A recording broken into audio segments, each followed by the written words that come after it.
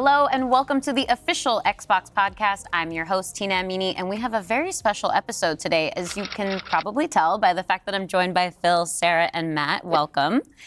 And we're going to talk about some updates at Xbox. We want to talk about game exclusivity. We want to talk about Activision Blizzard now that they're part of our portfolio, how that might be an impact on Game Pass. And we want to talk about hardware, too, and how all of this fits into the strategy at Xbox. So where should we start, Phil?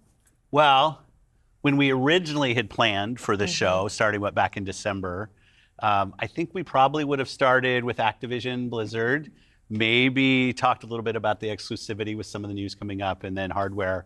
But we've had some unforeseen news that has come out. So let's just go and tackle the exclusivity question, because I know it's on the minds of a lot of people. We hear from the community, and that's an important input for us. So we made the decision that we're going to take 4 games to the other consoles, just 4 games, not a change to our kind of fundamental exclusive strategy. We're making these decisions for some specific reasons. We make every decision really with the long-term health of Xbox in mind. And long-term health of Xbox means a growing platform, our games performing, building the best platform for creators, reaching as many players as we can. We're always looking to learn as a leadership team and to grow. And we think this is an interesting point in time for us to use what some of the other platforms have right now to help grow our franchises. So we're going to do that. So these 4 titles, what are they? Can you say? I'm not going to name those games. The teams that are building those games have announced plans that are not too far away. As we know, game teams put a lot of energy into their announcements with the partners. So I don't want to take anything away from those teams. So I won't be talking about the titles specifically, but I think when they come out, it'll make sense.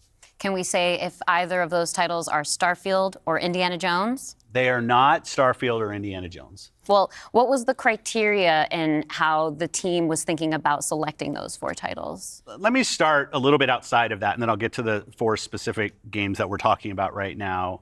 Because the fundamental decision driver for any decision that we make, anything we're going to talk about today, is the long-term health of Xbox.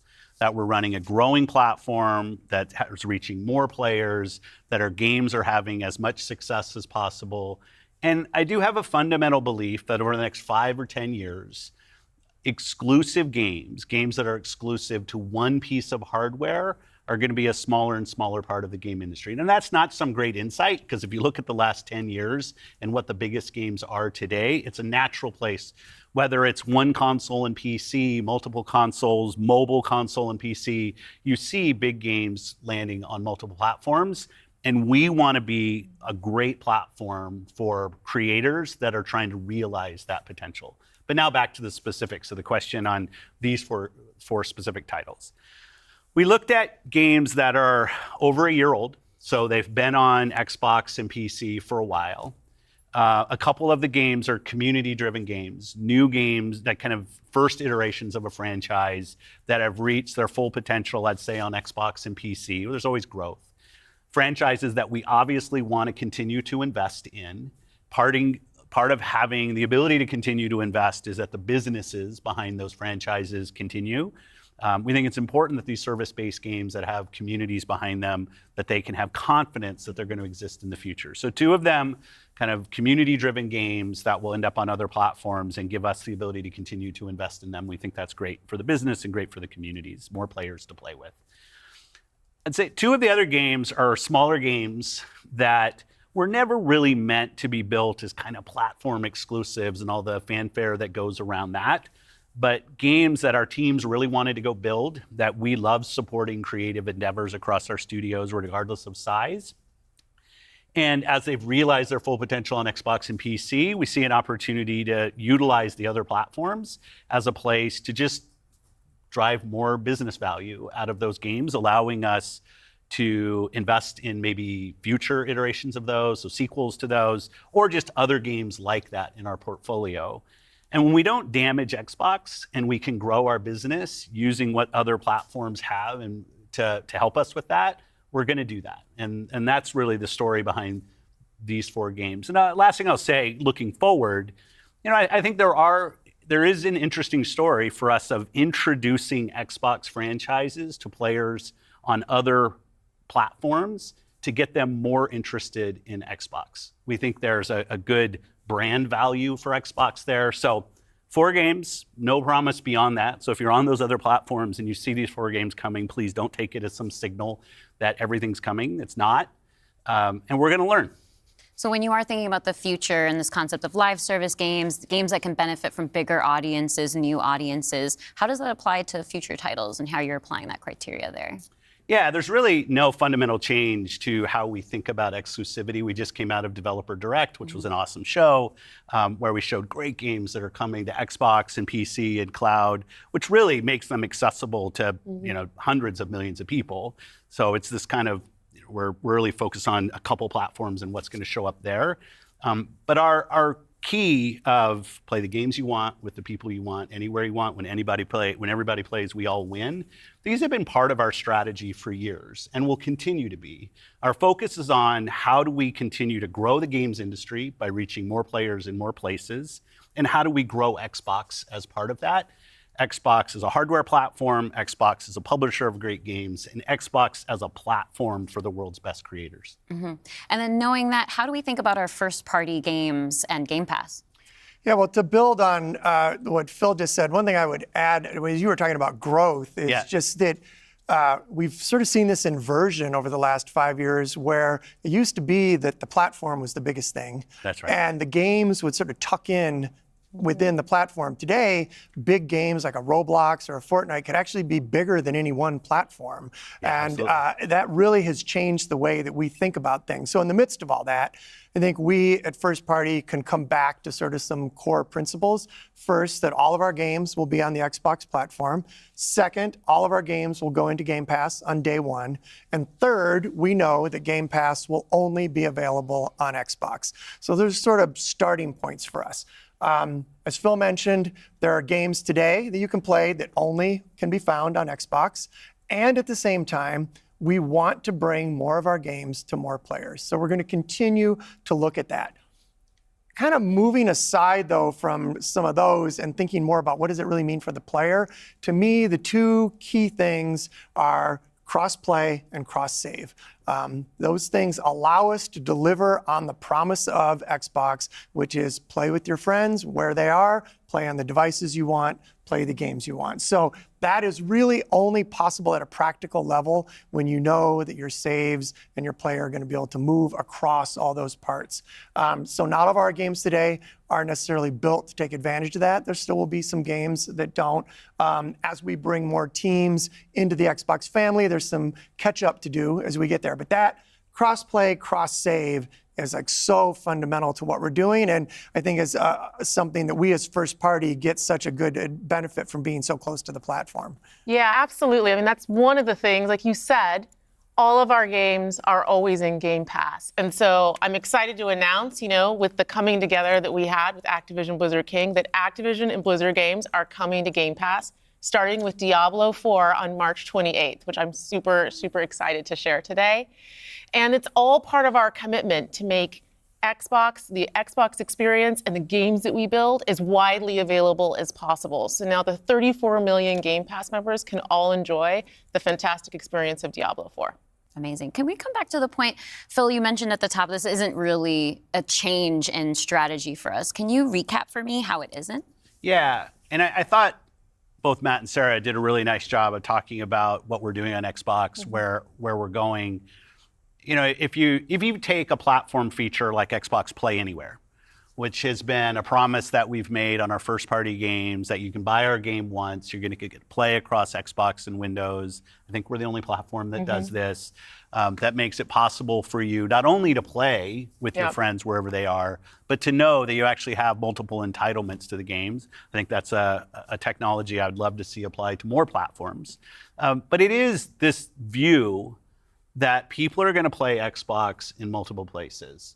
Whether it's play the games you want with the people you want, anywhere you want, whether it's content, community, and cloud, whether it's when everybody plays, we all win. Like, we've had different taglines, different strategy kind of words that we've used, but always with this view that Xbox is a platform for creators who want to reach the most players.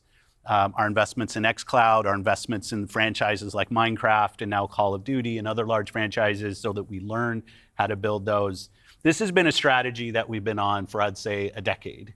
It's not about one device. It's not about games in service of a device, but rather the devices that people want to play on should be in service of making the games as big and popular as they possibly could be. Because really a healthy creator community on Xbox, a healthy creator community in gaming all up is the thing that all of us as game players should be voting for, because that's the thing that will lead to the best long-term success and growth in this industry.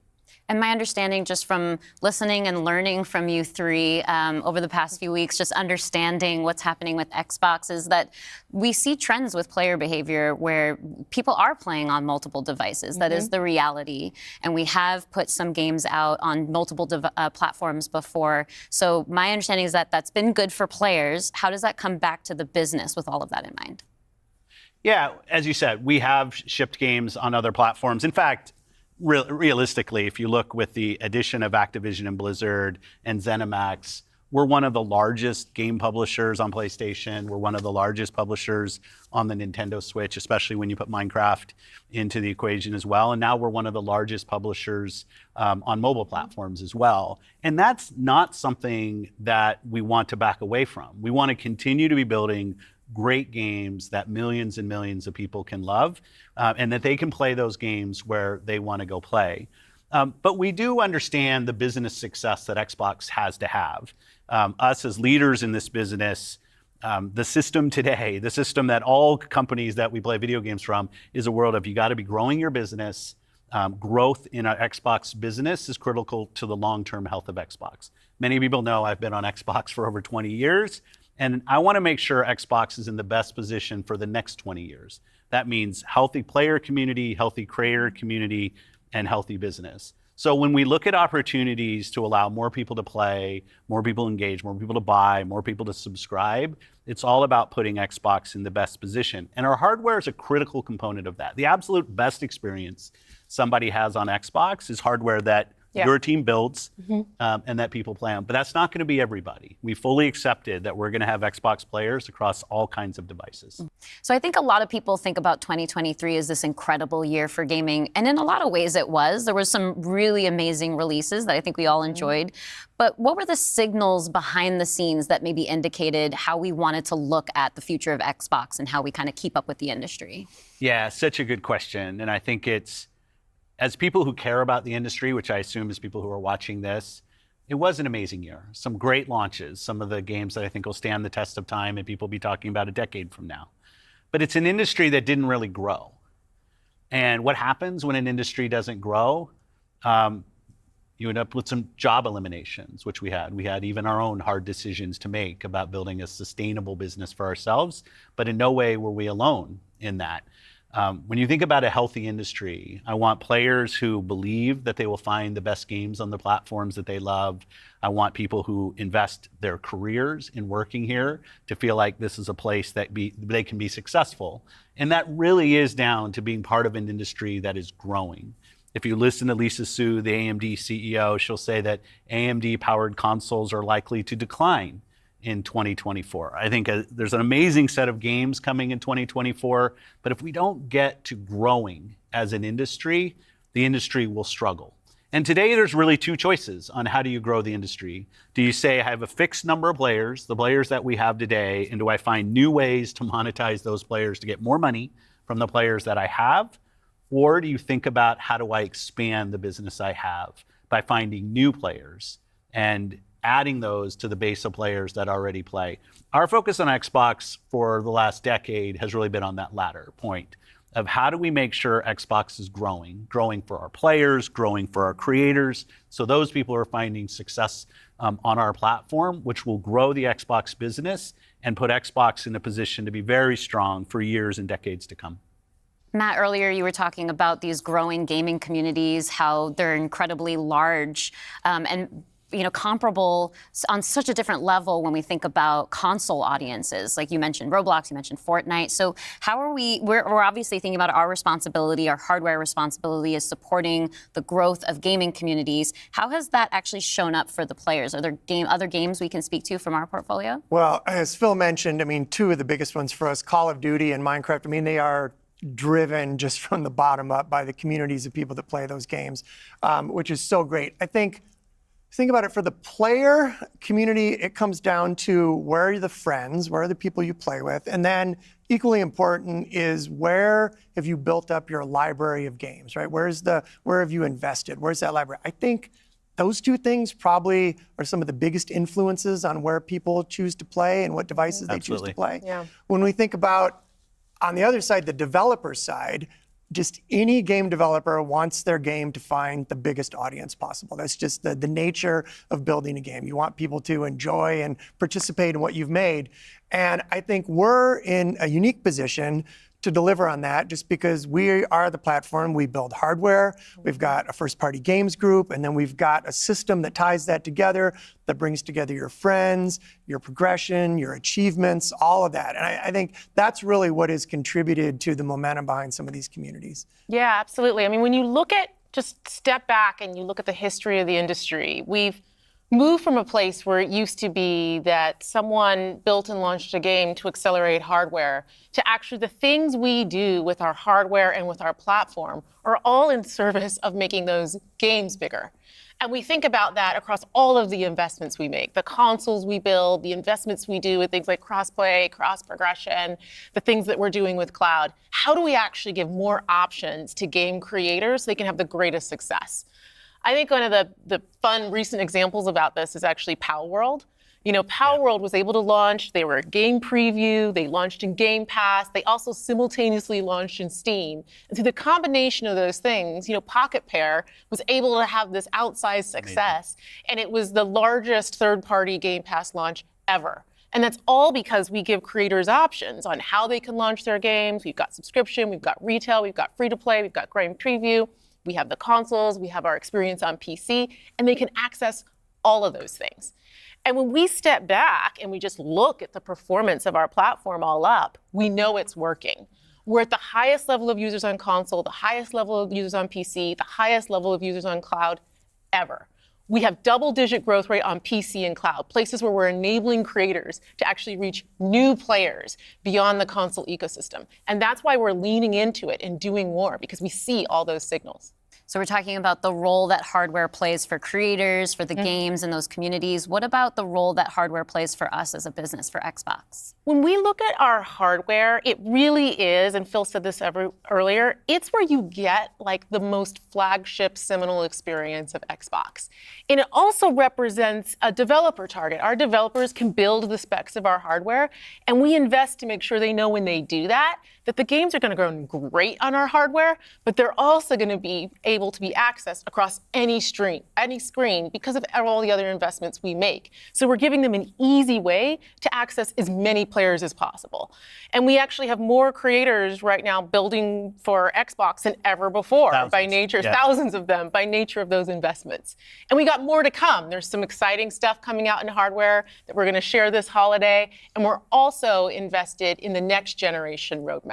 And what we're really focused on there is delivering the largest technical leap you will have ever seen in a hardware generation, which makes it better for players and better for creators and the visions that they're building. And then when we're talking about hardware too, there's these other considerations that are really important to our community, probably to each one of ourselves as well. When you talk about library, because I want to dig in on that a little bit more. As we talk about cloud in the wider entertainment industry, there's conversations about streaming. How is that impacting how I own my content that I've invested in? So what can we say about our stance around game preservation? Yeah, one of the highlights for me of being in this position was getting to stand on stage when we announced back compat coming to Xbox One. Like, it was fantastic. People were reading the teleprompter before I could read it. Slow reader, and just feeling the energy in the auditorium as we were saying that and online. One of the cues I think us as being part of Microsoft take is looking at Windows and how Windows over decades has maintained software compatibility with things that are built on it. Like I can still go back and play some of the games that I love playing on Windows from decades ago, and it will still run. And we try to bring that same view to consoles. It's harder in console because the line between what the hardware is and what the game is in consoles is traditionally, it's tighter, which makes compatibility, you end up doing these generational compatibilities that we've built. But I will say compatibility, the ability to not only play the games, but my saves are still there with our cloud save systems to try to keep the services up as long as we can so that people can play, is a tenet of what we are as Xbox. It's at our foundation. And when we look at future hardware generations and what we're gonna support, making sure that we respect, which is the word I use, respect the investments that people have made in Xbox going forward is fundamental. And the fact that you get entitlements when you buy a game from us on both Windows and Xbox also means you have the ability to play that game across a multitude of devices, which I think furthers the compatibility of the games that you own. Can we go back to what Xbox stands for today? I think we've pretty much covered all of the elements, but if you could break it down for me. You know, when you play on Xbox, what we're saying is you're playing on a platform where you know the biggest games in the world are always going to be. You're playing on a platform where you get to access Game Pass. And all of the games from our incredible range of studios will always launch in Game Pass day one. And you're playing on a platform that's dedicated to you, like player-first features, cross-play, cross-save, cross-progression, backwards compatibility, being able to play your games in your library anywhere you want because of the investments that we make in cloud gaming. And so you're playing somewhere where you're investing and you know you get to take the games forward with you and across all of the screens where you are. And I think most importantly, Xbox is a place where you know when you're investing in Xbox, you're investing somewhere that is dedicated to making games more successful and creators more successful so that they can invest more to bring even better experiences to you all of the time. Yeah, just that investment in the studios is so, and we feel that as part of first party with the platform proximity. You know, it's kind of amazing now to look out across all the studios we've got and just be reminded that we're now one of the biggest development organizations in the industry. What does that mean for players? It means that the biggest games are going to continue to come to Xbox. And this 2024, the year coming up, we've got more than 10 major releases coming up. Great stuff. Hellblade 2. We've got Diablo expansion. We've got Avowed, Ara, the Indiana Jones game. And there's more in development, which I think we're going to be able to share more about at our June showcase coming up pretty soon. Well, I guess I should get ready to work on that show. Well, thank you all for showing up on the podcast today, and we'll see the rest of you this June. Yeah. Thanks, Tina. Thank you.